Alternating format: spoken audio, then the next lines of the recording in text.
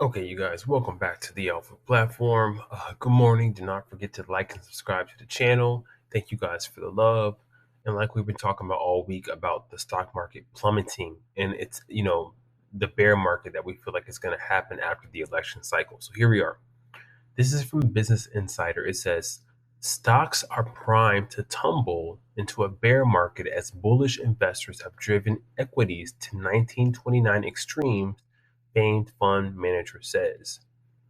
All right.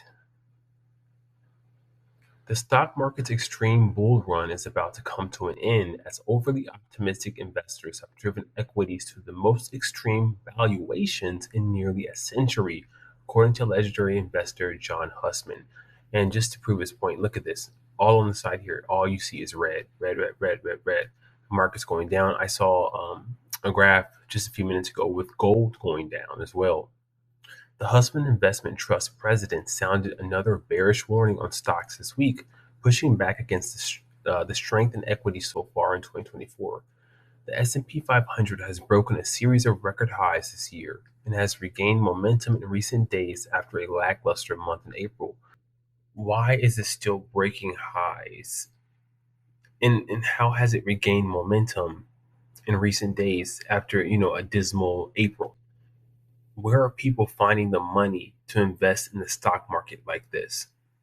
If we have high credit card debt, if we've drained our savings, if we were up to our neck in student loan debt, and up to our neck in car loan debt, if we can't find a job, unemployment is going up, where are we finding the money to invest in the stock market? But the rally has largely been driven by a certain impatience and fear of missing out among investors, and market internals are looking unfavorable, Husband said in a note. So maybe these individuals are spending money they do not have. They're spending bill money because they feel like they're going to miss out by not investing in the stock market. I told you guys my strategy. Essentially, I'm just putting money in my account. I'm not investing in any stocks until after the election cycle. After Q4 of this year, then we'll start investing in stocks again because I want to see if things will go down so I can purchase things for a bargain like I did during the pandemic. His firm's most trusted valuation measure for stocks, which is the ratio of non-financial market capitalization to corporate gross value added, is showing that the S&P 500 is priced at its most extreme levels since 1929, Great Depression, right before the market collapsed, 89% peak to trough. Back then people were literally taking out loans to buy stocks. Loans to buy stocks. That's insane. But maybe people are doing that now, like taking out loans to buy stocks.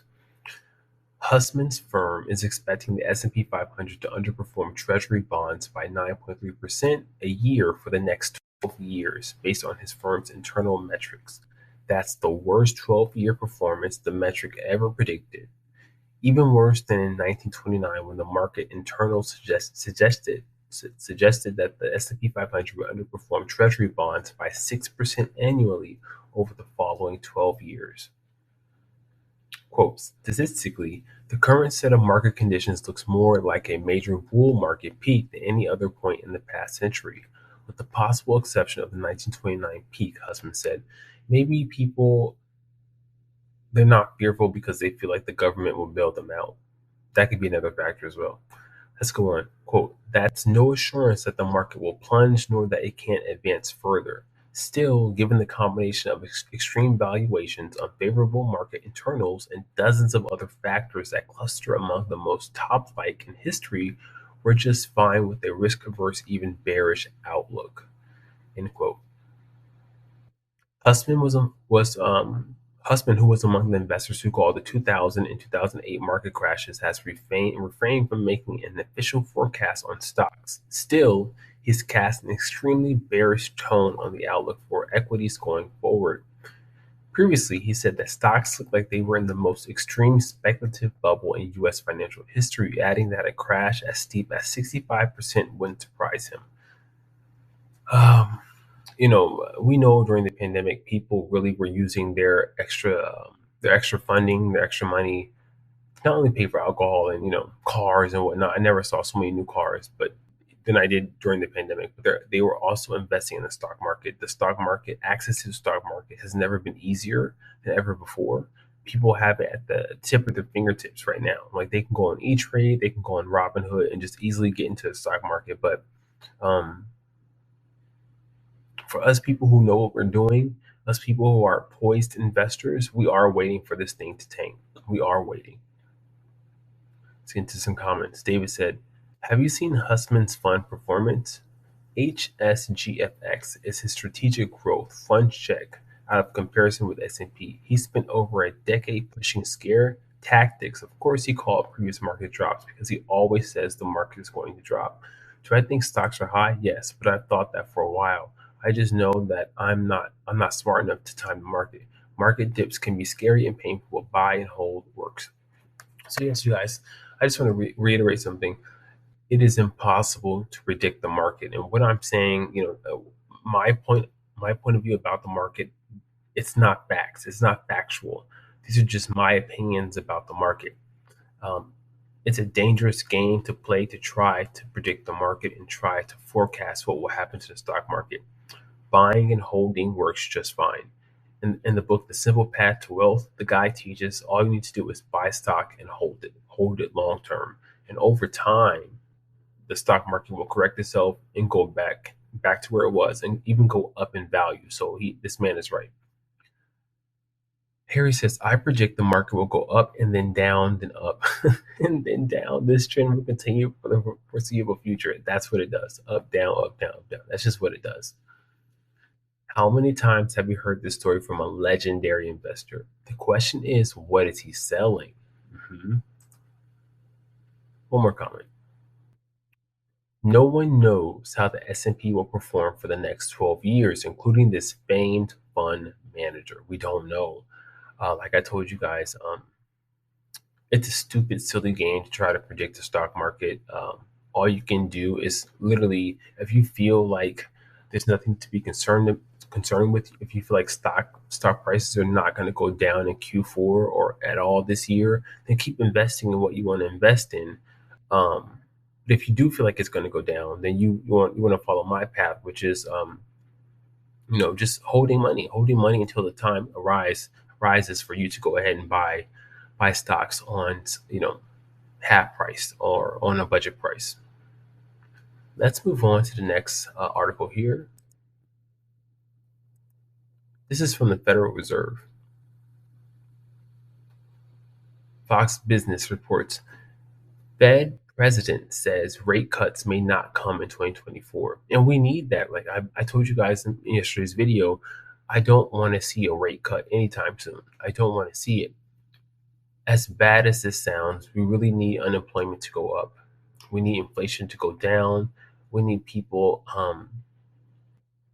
the housing market, we need that to be corrected for houses to become affordable again, which essentially means we need people to lose their homes. We need people to lose their jobs, lose their homes. We need companies to bring prices down again. We need companies to stop competing with us in the housing market. Um, we need a full blown correction in so many areas to get this country back to where it needs to be. Okay, Neil Kashkari said he needs to see multiple reports showing disinflation is progressing before being open to cutting interest rates. Minneapolis Fed Reserve President Neil Kashkari said Tuesday that the central bank will need to hold interest rates steady for an extended period that may last through the rest of the year. Kashkari made the remarks at a Milken Institute conference where he outlined what he would need to see in the inflation data before he can support interest rate cuts. Quote, I would need to see multiple positive inflation readings suggesting that the disinflation process is on track, Kashkari said. His remarks come as decreases in inflation have largely stalled in recent months, with year-over-year inflation at 2.7% in the most recent reading. That level is well above the Fed's 2% target rate and leaves policymakers in limbo with inflation elevated, but not to such a degree that further rate hikes are clearly needed. This must be him, Kashkari. So when it comes to raising interest rates or reducing them, I wonder if all the Fed presidents come together and cast a vote. Someone let me know in the comments below. I'm not sure. Um, Moving on, Kashkari also said that he will be monitoring developments in the labor market where a marked shift to weaker job creation could also justify an interest rate cut. Yeah, if unemployment goes up, they're going to want to look to cutting interest rates, and that may happen too soon. We need other things to happen as well before they start cutting interest rate. It's not just about unemployment going up. We need inflation to go down, and we need the housing market to become affordable again. Kashkari said in March that he thought the Fed would need to deliver two interest rate cuts in 2024, but that he marked that down to just one cut or even no cuts, depending on the data, when the central bank meets next month when fresh projections will be released by policymakers. All right. This is the chairman, Jerome Powell. I always thought he was a black man, Jerome Powell. I've never heard of a white man being named Jerome, but nothing against him. The Fed raised the benchmark federal funds rate to a 23-year high of 5.25% to 5.5% in an effort to tamp down inflation, which peaked at a 40-year high of 9.1% in June 2022.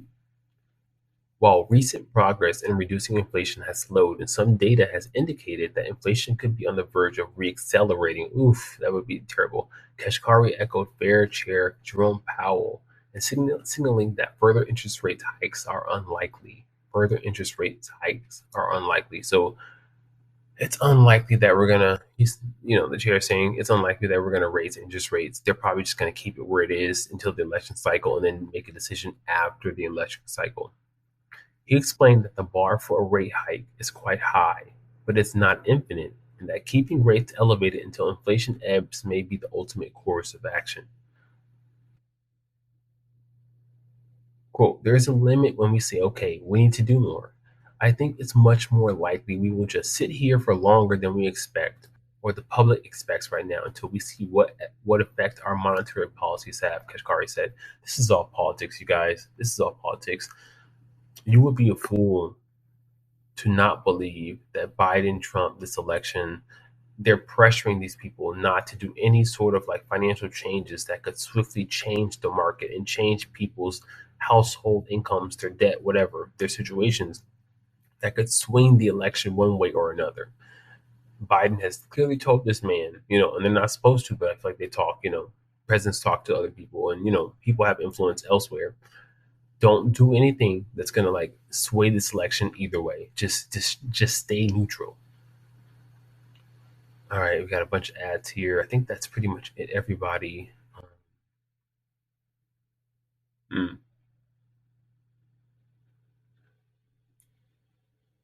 I talked about unemployment already. I'm looking over here on the sidelines.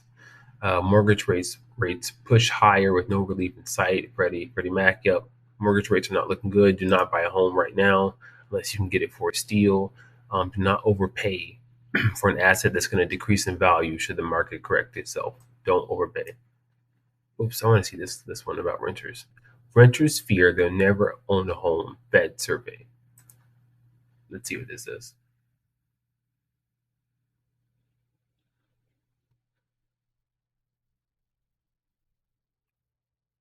Yeah, let's take a look at this, you guys. Another Fox Business article. Renters fear they'll never own a home. Fed survey says. It's from New York. The share of renters in the U.S. who believe they will someday own a home has plummeted over the past year as the home affordability crisis continues to make the American dream appear too far out of reach.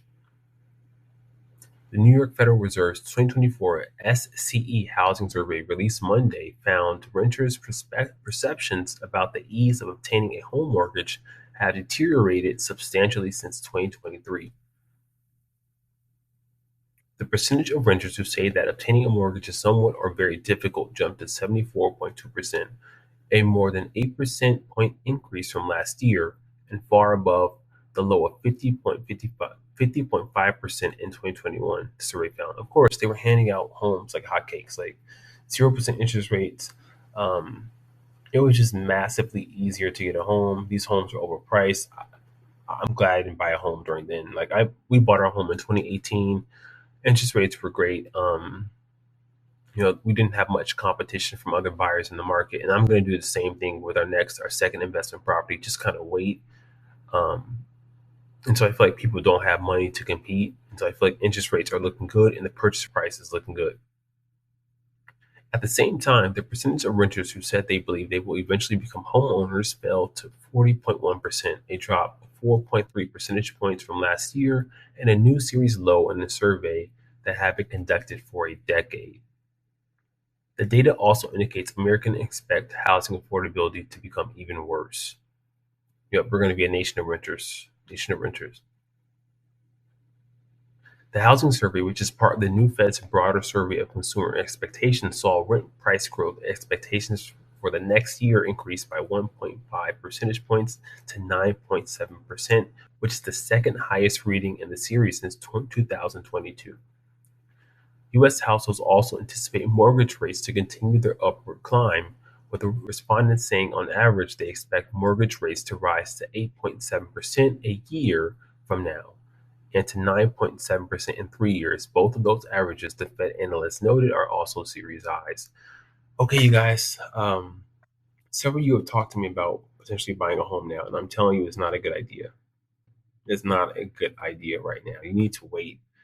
With these high interest rates, most of your payments are going to go towards interest. You're going to, and the purchase prices are high right now. You're going to overpay, have a high interest payment on that payment.